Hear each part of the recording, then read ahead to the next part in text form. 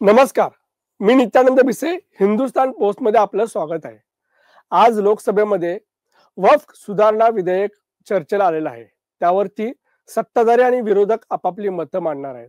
त्यापूर्वी हे विधेयक संसदीय चिकित्सा समितीकडे गेलं होतं आणि त्यावेळेस त्यावरती भरपूर चर्चा झाली होती. विधेयकाचे समर्थक आणि विरोधक या सर्वांना यावरती त्यांची काय मतं आहेत ते मांडण्याची संधी मिळाली होती. अशाच वेळेस या विधेयकाचे समर्थक म्हणून नाशिकचे महंत सुधीरदास महाराज यांनाही या बैठकीत उपस्थित राहण्याची संधी मिळाली होती.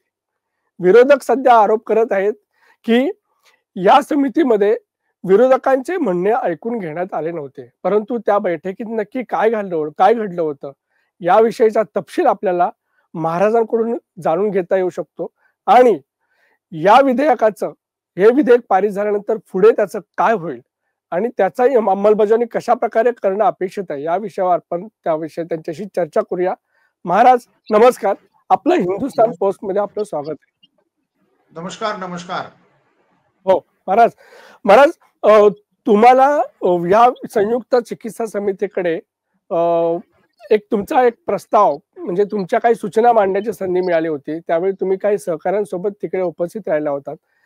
या विधेयकामध्ये हे विधेयक येण्यापूर्वी संयुक्त चिकित्सा समितीने विरोधकांचे काहीही सूचना मान्य केल्या नाहीत किंवा त्यांच्याशी संवाद साधला नाही असा एक प्रकारचा आरोप होत आहे. नक्की अशा बैठकांमध्ये तुम्ही ज्यावेळी बैठकीत उपस्थित राहिला त्यावेळी काय स्थिती होती? खरंच विरोधक चर्चेच्या मनस्थिती होते की त्यांनी तिथे गोंधळ घालण्याचा प्रयत्न केला? अशा बातम्या पण समोर आल्या होत्या. नक्की काय घडलं होतं तेव्हा? विरोधक अतिशय दादांत खोटं बोलत आहेत. त्यांचं म्हणणं ऐकून घेतलं नाही असा विषय सुचत नाही. त्याचं प्रोसिडिंग असतं आणि प्रोसिडिंग ज्या वेळेला संपूर्ण इच अँड एव्हरी मिनिट्स हे लिहून त्याचा संसदेच्या पटलावरती तो सगळा रिपोर्ट ठेवावा लागतो. तो रिपोर्ट एक विषय असतो आणि संसदीय समितीच्या संयुक्त समितीच्या समोर जे काही मांडलं गेलं ते सगळं ऑन रेकॉर्ड असतं, रेकॉर्डेड वर्ड टू वर्ड असतं. त्यामुळे त्यानुसार ते पाहता येऊ शकतं की किती वेळ कुठल्या विरोधी पक्षाच्या खासदारांना सदस्यांना त्या ठिकाणी वेळ दिलाय.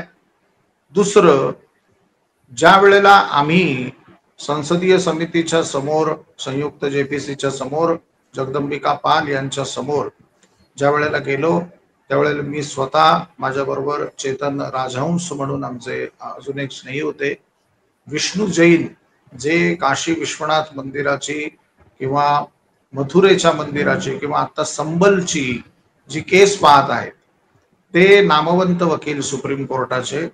त्याचप्रमाणे विष्णू जैन यांचे वडील, त्यांना सिनियर जैन असं म्हटलं जातं, तेही अत्यंत मोठे हिंदुत्ववादी आहेत. त्यांनी देखील अनेक वेळेला गेल्या 30 ते 35 वर्षापासून या सब्जेक्ट वरती त्यांनी रिटायलेशन केलंय. वफच्या संदर्भाचे त्यांना तज्ज्ञ मानलं जातं. असे असलेले सिनियर जे त्यावेळेला त्यांचं म्हणजे आताही त्यांचं वय जवळपास 90च्या आसपास आहे. Is a most senior supreme court advocate. त्याचप्रमाणे अश्विनी म्हणून जे आपले अजून एक क्रांतिकारी वकील आहेत, आपण त्यांना अनेकदा पाहिलेलं असेल. त्याच्याबरोबर अजून 2-3 सुप्रीम कोर्टाची वकील होते. आणि ज्या वेळेला आम्ही आतमध्ये आलो, आमची नावं ज्या वेळेला डिक्लेअर झाली, आम्ही ज्या वेळेला प्रवेश केला, तर आपल्याशी बोलायच्या आधी 2 मिनिटं मी आता आजतक वरती लाईव्ह डिबेट पाहत होतो आणि त्यामध्ये शिवसेनेचे मुंबईचे म्हणजे उबाठा गटाचे अरविंद सावंत खासदार हे सुद्धा त्या जेपीसी कमिटीचे बैठकीमध्ये होते.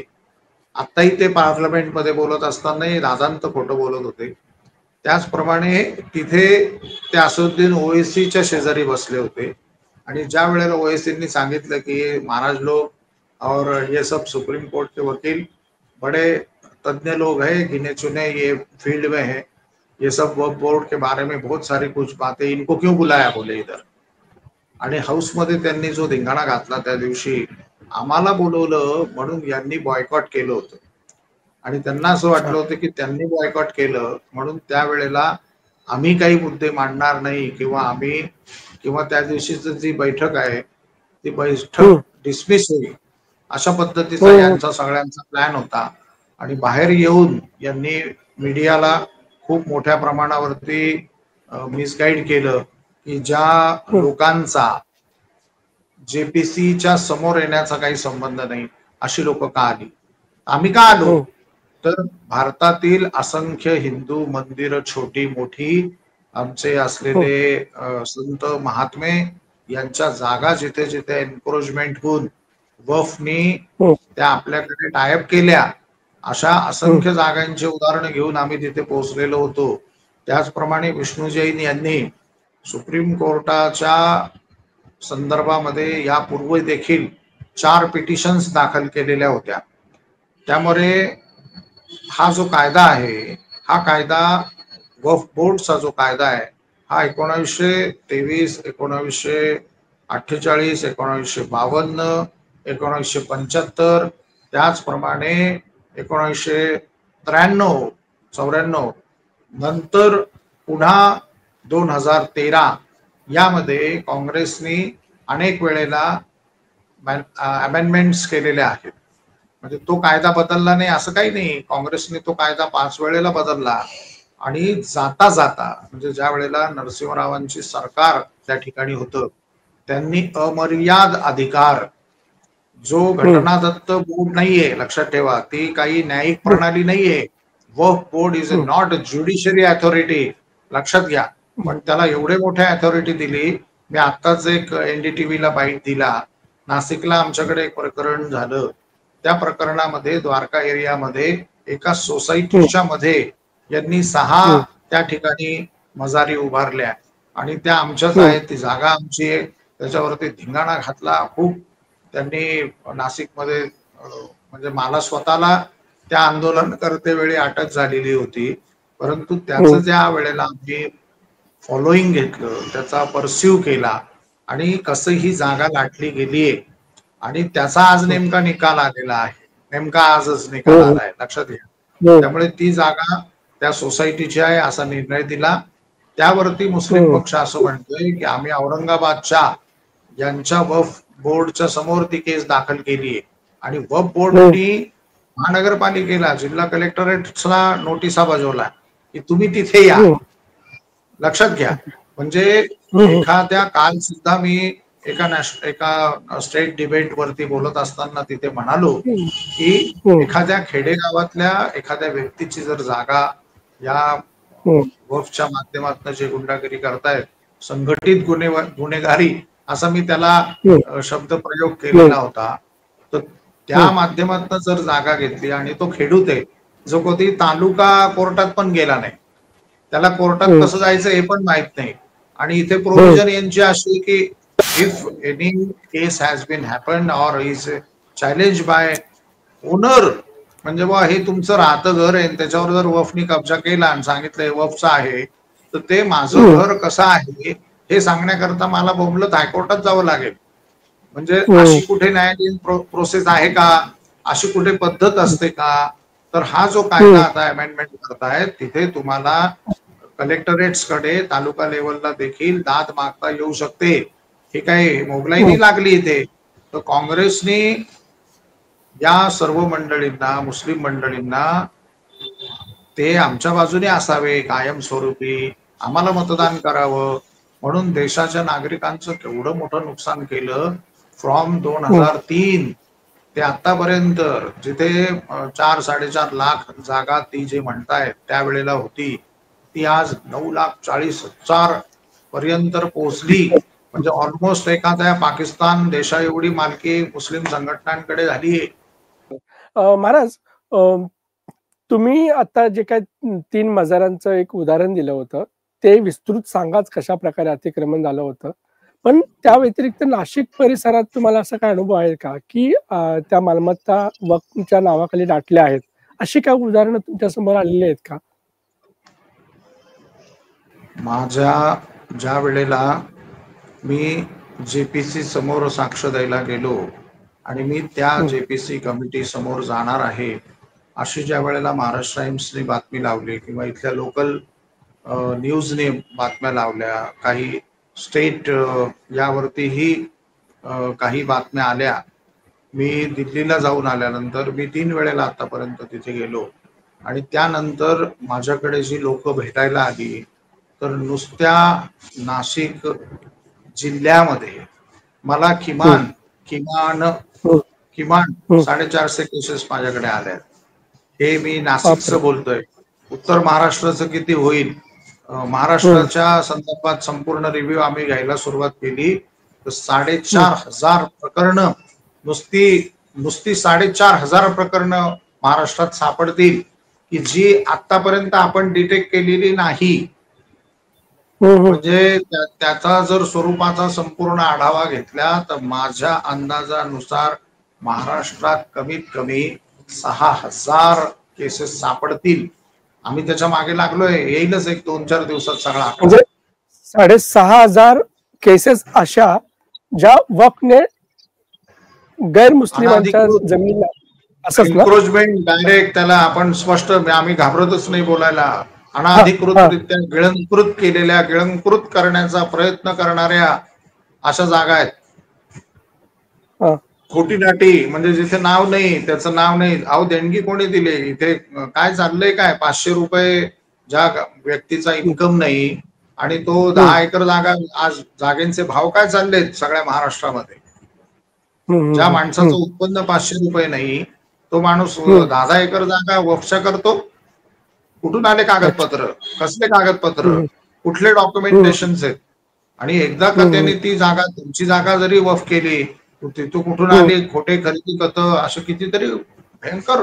हे प्रकरण वाटतं तेवढं सोपं नाहीये. या प्रकरणाचा परस्यू आम्ही गेली 4 वर्ष 5 वर्ष करत होतो. तेव्हा कुठे आज हे संसदेमध्ये अशा पद्धतीचं चर्चा आणि सगळे बिल कायदे, त्याच्याकरता आम्ही किती पापड बेललेत आमचं आम्हाला माहिती. या सगळ्या संघटना ज्या संलग्न सर्व संघटना काम पाहत होत्या त्यांना मी आज धन्यवाद देईल.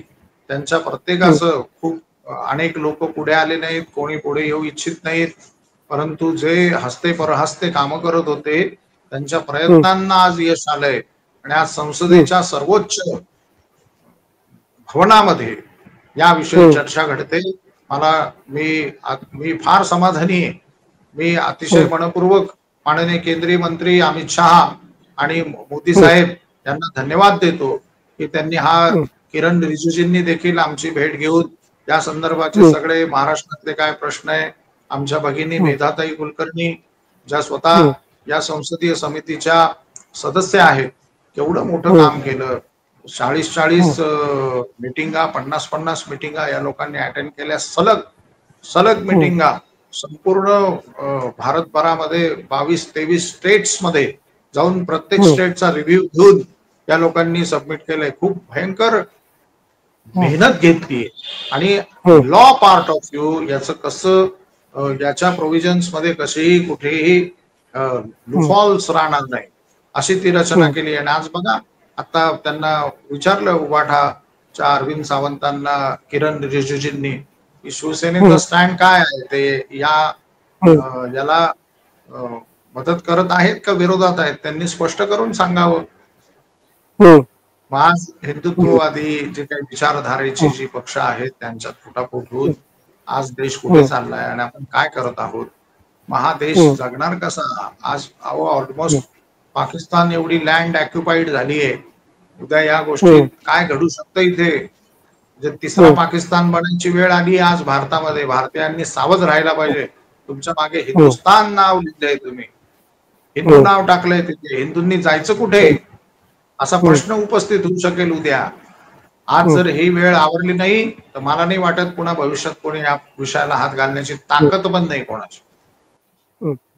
महाराज, यावरती विरोधकांनी अजून एक आरोप केलाय, मुस्लिम संघटनांनी पण आरोप केलाय की या विधेयकामध्ये अशी एक तरतूद आहे की गैरमुस्लिमांचा त्या वक्फ मध्ये सहभाग असावा म्हणून. यावरती त्यांचा आक्षेप आहे. परंतु तुम्ही जी उदाहरणं देतात महाराज, माझा प्रश्न असा आहे की तुम्ही जी उदाहरणं देतात की असे भरपूर केसेस आहेत ज्याच्यामध्ये गैरमुस्लिमांच्याच जमिनीवरती दावा करण्यात आलेला आहे. तर मग ही तरतूद योग्य वाटते का? आणि ती संयुक्तिक आहे ना? अतिशय संयुक्तिक आणि अतिशय योग्य अशी ही तरतूद आहे. त्याचं कारण असं आहे की गैरमुस्लिमांच्याच मोठ्या प्रमाणावरती केसेस आहेत आणि त्यामध्ये यांच्या पॅनलवरती सर्व मुस्लिम्स आहेत. यांच्या पॅनल मधलं जो कारभार चालतो हा सगळा उर्दू मध्ये चालतो. उर्दू मध्ये काय लिहिलंय, उर्दूचं काय जजमेंट आहे हे पाहायला सुद्धा माणसांना पाहावं लागतं. अशा पद्धतीने परत मी परत तोच पुन्हा मुद्दा की यावरती जर कुठली केस असेल तर त्याला दाद मागण्या करण्याकरता ते वक्फ बोर्ड आहे, हे काही सुप्रीम कोर्ट नाहीये. वक्फ बोर्ड जे आहे त्याला तुम्ही डिस्ट्रिक्ट कोर्ट मध्ये कसं काय न्याय मागायचा नाही, अशी कुठली अथॉरिटी दिली? काँग्रेसने अशी अथॉरिटी दिलीच कस काय त्यांना? आणि मग जर तिथे आमचा प्रतिनिधी नसेल तर आम्हाला काहीच समजणार नाही. म्हणजे आता हे जे त्यांचं पॅनल लॉबिंग करत आहे किंवा आमच्या भळ्या गरीब लोकांना जर ते दाबतंय तिथे, तर त्या माणसाला निदान त्याचा आवाज, त्याचं तिथे एक माणूस तर तिथे असावा. त्यांचं म्हणणं आहे की तुम्ही राम मंदिरावर कुठे मुस्लिम ट्रस्ट घेतला. आमचा 2007चा कुंभमेळ्याचं तुम्हाला एक उदाहरण देतो. समाजवादी पार्टी आज अत्यंत भयंकररित्या, अत्यंत विषारी आणि अत्यंत द्वेषपूर्ण बोलत होती. मुसलमानांची अंकितच ती पार्टी आहे. मला त्या पार्टी लेवलला पण जायचं नाही, परंतु 2 गैर मुस्लिम प्रतिनिधींच्या संदर्भामध्ये त्यांनी एवढा धिंगाणा घातला. आज आझम खान नावाचे त्यांचे मंत्री होते 2007 साली. हा आझम खान याला सुप्रीम कोर्टाने अटक करायला लावली स्टेट गव्हर्नमेंटला. हा अंडरग्राऊंड झाला होता. त्याला मोदींच्या संदर्भात, योगींच्या संदर्भात ज्या वेळेला ह्या सगळ्या विषय पुढे आले आणि अक्षरशः म्हणजे अत्यंत गुंड प्रवृत्तीचा माणूस, ज्यांनी स्वतः या वक्फ बोर्डच्या माध्यमातून त्याच्या स्वतःच्या शिक्षण संस्थांकरता हजारो एकर जागा लाटली, असा आझम खान साहेब कुंभमेळ्याचा मंत्री हा समाजवादी पार्टीने याच अखिलेशजींनी दिला. तुम्ही विचार करा, अहो हिंदूंचा सर्वात मोठा मेळावा हा कुंभमेळा आहे. हिंदूंच्या सर्वात मोठ्या धर्माचं एक प्रतीक त्या ठिकाणी कुंभमेळा आहे आणि त्या कुंभमेळ्याचा गार्डियन मिनिस्टर कोण दिला? मुस्लिम. ही पद्धत आहे. तुम्ही आम्हाला काय सांगताय? कुठले प्रतिनिधी? का नको आमचा प्रतिनिधी तिथे? ज्युडिशरी अथॉरिटी देण्याचं कार्य महापाप या अथॉरिटीला दिलं गेलं. त्यामध्ये एक गैर प्रतिनिधी, महिला प्रतिनिधी ही असलीच पाहिजे, या मताचे आम्ही आहोत आणि ते आज पार्लमेंटमध्ये 100% पारित होणार. महाराज, एक विधेयक हे जर पारित झाल्याने कायद्याच्या स्वरूपात रूपांतरित झालं तर याचं अंमलबजावणी करताना आणि करण्यासाठी काय प्रोसेस असावी आणि हिंदूंनी या विषयावरती सक्रिय सहभाग कसा घ्यावा असं तुम्हाला वाटतंय? ते आता कसं आहे, पार्लमेंटरी जी प्रोसेस असते त्या पार्लमेंटरी प्रोसेसमध्ये आज लोकसभेमध्ये चर्चा होते, अजून ही चर्चा राज्यसभेमध्ये जाईल, त्याच्यावरती काही दुरुस्त्या असतील तर त्यावरती चर्चा होईल आणि हे होऊन मग हे राष्ट्रपतींकरता अंतिम प्रावधानाचं जे स्वरूप आहे, जे लॉ पार्ट आहे, ज्युडिश पार्ट आहे, इट्स अ पार्लमेंटरी प्रोसेस. आणि त्या प्रोसेसमध्ये जेव्हा राष्ट्रपतीकडे जाईल त्यावेळेला त्याच्यातही काही चेंजेस आणि त्याच्यातही काही जर बदल वाटले, प्लस सुप्रीम कोर्टातल्या ज्या काही केसेस आहेत त्या केसेसच्या संदर्भाचा देखील आढावा घेतला जाईल तिथे आणि मग त्यानंतर त्याला कायद्याचं स्वरूप येईल. त्या कायद्याचं स्वरूप आल्यानंतर आपण जनरली काय होतंय, आपल्या डोक्यातच काही गोष्टी शिरत नाही, आपल्या म्हणजे हिंदूंच्या.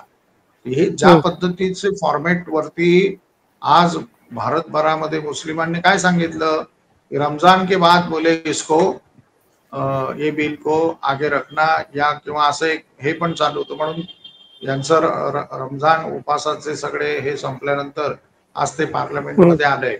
आता तुम्ही उद्या बघा भारतभर काय सुरू होते ते आणि कशा पद्धतीचं याला विकृत स्वरूप दिलं जाईल. कारण यांची माथी भडकवण्याचं काम ओबीसी सारख्या नेत्यांनी केलेलं आहे. त्याचे परिणाम 2 दिवसात दिसतीलच तुम्हाला. वक्फच्या या एकाधिकारशाहीमुळे महाराष्ट्रात किमान 6000 अशी प्रकरणं आहेत की ज्याच्यामध्ये गैरमुस्लिमांच्या जमिनी बळकावल्या आहेत. या जमिनी जर सोडवायच्या असतील तर वक्फच्या समितीमध्ये गैर मुस्लिम प्रतिनिधी असणं अपेक्षित आहे. महंत सूर्यदास महाराज यांनी जी काही सूचना केली, हे जे काय वास्तव मांडलं, हे अतिशय भयंकर आहे आणि त्यासाठी ज्या काही सूचना सुचवल्या आहेत त्यावरती अंमलबजावणी होणं गरजेचं आहे. महाराज, तुम्ही या महत्त्वाच्या विषयावरती चर्चा करण्यासाठी आम्हाला वेळ दिलात त्याबद्दल आम्ही आभार आहोत. नमस्कार. धन्यवाद. धन्यवाद. जय श्रीराम.